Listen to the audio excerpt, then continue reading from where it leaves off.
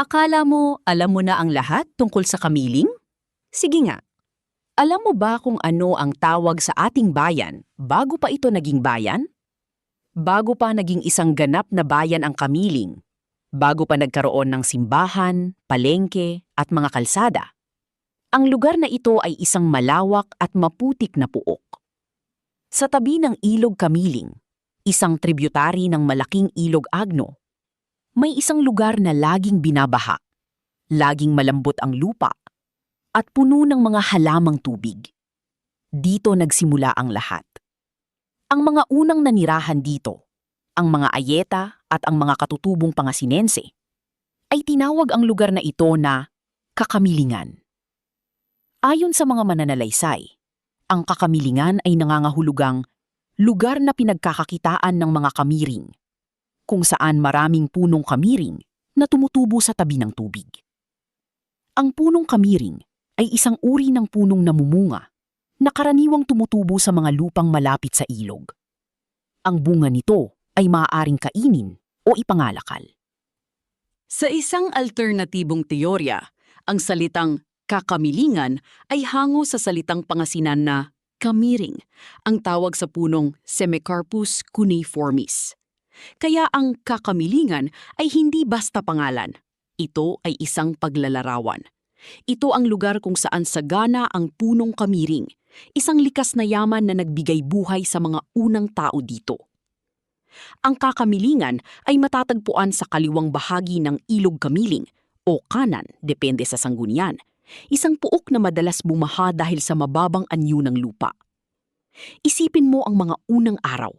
Ang mga bangkang kawayan ay dumadadusdos sa madilim na tubig. Ang mga tao ay nangingisda, nangunguha ng mga prutas at nakikipagkalakalan sa mga karatig na puok.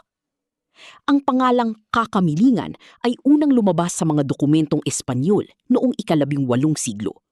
Doon nila ito itinala bilang isang sityo o baryo ng bayan ng Paniki. Ngunit hindi nagtagal ang mga tao sa Kakamilingan. Dahil sa paulit-ulit na pagbaha, napilitan silang lumipat sa mas mataas na lugar, sa kabilang ibayo ng ilog. Sa paglipas ng panahon, ang Titik Sea sa unahan ay nalaglag. Ang Kakamilingan ay naging Kamilingan at kalaunan, pinaikli na lang sa Kamiling. Ang pangalang Kamiling ay nanatili. Dinala ito ng mga tao sa kanilang bagong tahanan. Ang dating swamp ay naging sentro ng isang umuunlad na pamayanan. Noong 1838, sa pamumuno ni Don Francisco Soriano, opisyal nang naging isang ganap na bayan ang Kamiling, hiwalay na sa inang bayan ng Paniki. Sa kabila ng paglipat, ang alaala ng Kakamilingan ay hindi tuluyang nawala. Hanggang ngayon, may mga barangay sa Kamiling na nagtataglay ng pangalang Kakamilingan Norte at Kakamilingan Sur, isang buhay na patotoo sa ating pinagmulan.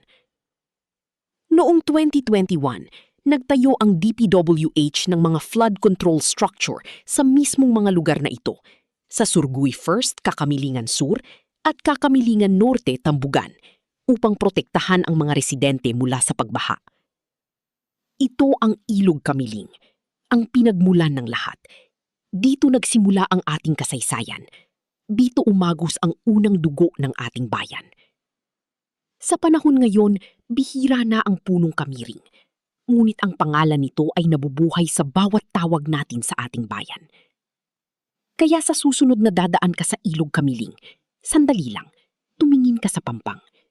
Isipin mo ang mga unang tao na tumawag sa lugar na ito na Kakamilingan. Ang ating pangalan ay hindi galing sa isang hari, hindi galing sa isang santo. Galing ito sa isang puno at sa swampy area kung saan ito tumutubo.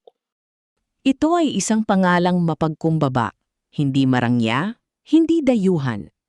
Taga-Kamiling tayo dahil sa punong kamiring at sa lupang nagbigay buhay dito.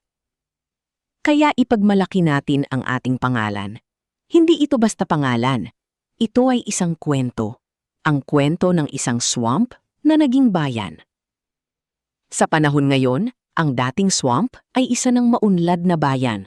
May simbahan, may palengke, may mga paaralan. Ngunit ang Ilog Kamiling, ay nandyan pa rin. Ito ang Ilog Kamiling, saksi sa paglipas ng panahon, sa pagbabago ng ating bayan, sa paglago ng ating komunidad. Ang ating mga ninuno ay hindi pumili ng isang marangyang pangalan. Pinili nila ang pangalan ng lupang kanilang tinitirhan, ang lupang may punong kamiring. Ang kakamilingan ay hindi na isang swamp ngayon, ngunit ang diwa nito ay nananatili sa ating lupa, sa ating tubig, sa ating mga puso. Kaya sa tuwing sasabihin mong kamiling, tandaan mo, hindi ka lang nagsasabi ng pangalan ng isang bayan. Sinasabi mo ang pangalan ng isang puno, ng isang ilog, ng isang swamp na pinagmulan ng lahat. Ang ating munting bayan ay may malaking kwento. Isang kwentong nagsimula sa putik, sa tubig, at sa isang punong tinawag na kamiring.